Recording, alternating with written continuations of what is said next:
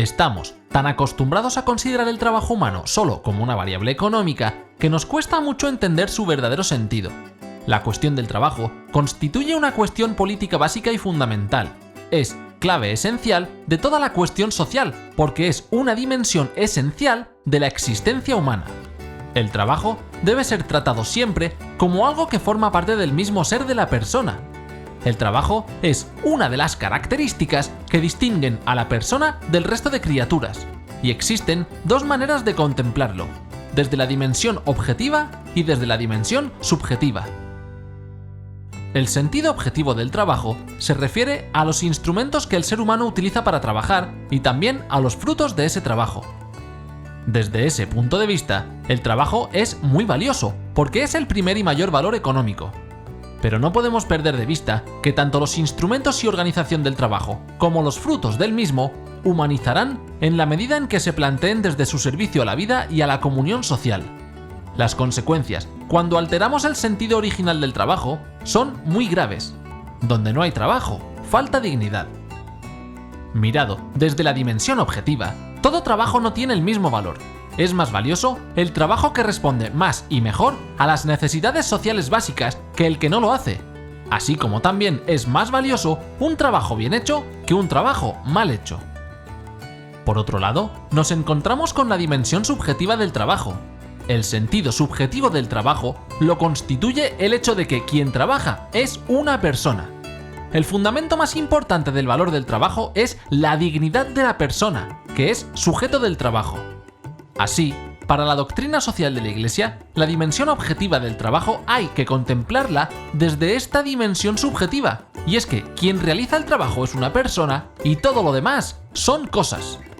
Por eso, lo que se hace con el trabajo, se hace con la persona. El trabajo es mucho más que una necesidad de la economía, es una necesidad de la persona. Reconocer este valor ético del trabajo humano tiene consecuencias muy importantes. El trabajo debe estar en función de la persona y no la persona en función del trabajo. El trabajo es un bien de la persona porque mediante el trabajo la persona se realiza a sí misma. En el trabajo, la persona debe poder realizar su ser sujeto y protagonista, realizarse como persona. El trabajo no puede ser considerado y tratado como una mercancía, porque el trabajo no es un instrumento de la producción.